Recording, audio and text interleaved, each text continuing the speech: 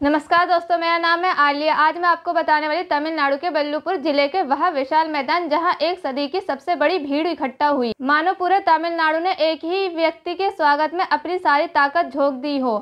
हर तरफ एक ही नाम गूंज रहा है, विजय थलापति। कहीं विजय के झंडे लहरा रहे हैं तो कहीं उनके पोस्टरों के साथ उनका जोशीला समर्थन जता रहे हैं। यह नज़ारा किसी फिल्म सीन से कम नहीं है, पर इस बार विजय किसी फिल्म में नहीं बल्कि असली जिंदगी में तमिलनाडु के लोगों के दिलों में एक सच्चे नेता के रूप में उतर रहे हैं। क्या यह विजय का असली जननायक बनने का पहला कदम है? क्या विजय सिर्फ एक सुपरस्टार है या फिर वह तमिलनाडु के राजनीति में एक नया इतिहास रचने का इरादा लेकर आए हैं? जैसे ही विजय मंच पर आते हैं, पूरे मैदान गूंज उठता है। तालियों की गड़गड़ाहट और थलापति विजय के नारे आसमान में गूंज रहे हैं। विजय ने अपने इस भाषण में सिर्फ अपने स्टारडम का जादू नहीं बिखेरा, बल्कि उन्होंने पेरियार और बाबा साहेब जैसे महान नेताओं के विचारों का समर्थन करके यह साफ कर दिया है कि तमिलनाडु की अस्मिता और न्याय के लिए एक नई राह पर चलने वाले हैं। यह सिर्फ एक भाषण नहीं बल्कि एक नए युग की शुरुआत है, जहां विजय तमिलनाडु के हर वर्ग और समुदाय को उनके अधिकार दिलाने का वादा कर रहे हैं। और सबसे बड़ा सवाल, क्या विजय का यह कदम तमिलनाडु की राजनीति को पूरी तरह से बदल कर रख देगा? अंबेडकर के साथ और जानिए कि विजय थालापति का यह कदम कैसे तमिलनाडु की राजनीतिक परिदृश्य के हिलाकर रख सकता है। इस वीडियो को शुरू से अंत तक देखें, क्योंकि इसमें हम आपको वह हर बात बताएंगे जो शायद आपको कहीं और सुनने को नहीं मिलेगी।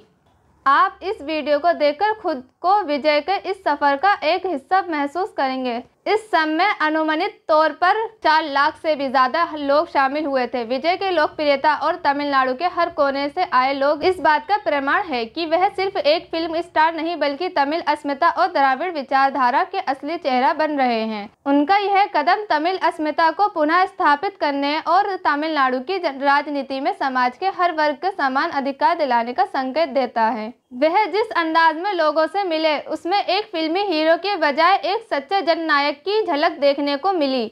अपने में पेरियर के सिद्धांतों को अपनाने का संकल्प लिया। पेरियर की शिक्षाओं ने तमिलनाडु के समाज के जातिवाद, अंधविश्वास और धार्मिक पाखंड में मुक्त करने में मदद की, परंतु विजय ने पेरियर के सभी सिद्धांत नहीं अपनाए, विशेषकर उनका नास्तिकता वाला दृष्टिकोण। विजय जानते हैं कि राजनीति में कदम रखते ही उन्हें हर धर्म और हर वर्ग का समर्थन चाहिए, इसलिए वह पेरियर के उन विचारों को अपनाते हैं समाज के हर तबके के उत्थान के लिए समर्पित।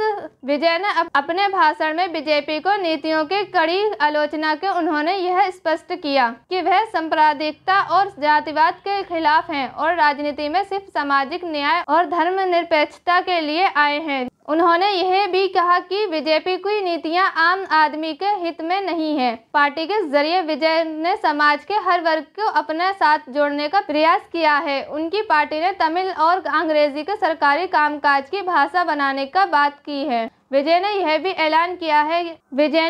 ऐलान किया है उनकी पार्टी 2026 के विधानसभा चुनाव में सभी 234 सीटों पर चुनाव लड़ेगी। यह स्पष्ट संकेत है कि वह तमिलनाडु की राजनीति में एक महत्वपूर्ण स्थान बनाना चाहते हैं। उनका उद्देश्य राजनीति में कोई सौदाबाजी नहीं बल्कि लोगों की सेवा करने का। विजय का यह राजनीतिक कदम द्राविड़वाद का परंपरा को पुनर्जीवित करने के प्रयास का हिस्सा है। विजय की पार्टी का द्राविड़ आंदोलन को मूल्य को अपनाना तमिलनाडु के बीजेपी के लिए एक चुनौती बन सकता है। विजय के इस कदम से जनता में उत्साह की लहर है, जो आम जनता की समस्याओं के समाधान के लिए राजनीति में आए हैं। लोगों का यह विश्वास है कि विजय सिर्फ एक नेता है, एक नेता नहीं बल्कि एक सच्चे जननायक हैं। तमिलनाडु के हर वर्ग के लिए एक समान समाज का सपना देख रहे हैं। उनकी रणनीति उनका मतदाताओं को आकर्षित करना है, जो जाति और धर्म के आधार पर नहीं बल्कि विकास और सामाजिक न्याय के आधार पर वोट करना चाहते हैं। विजय के इस कदम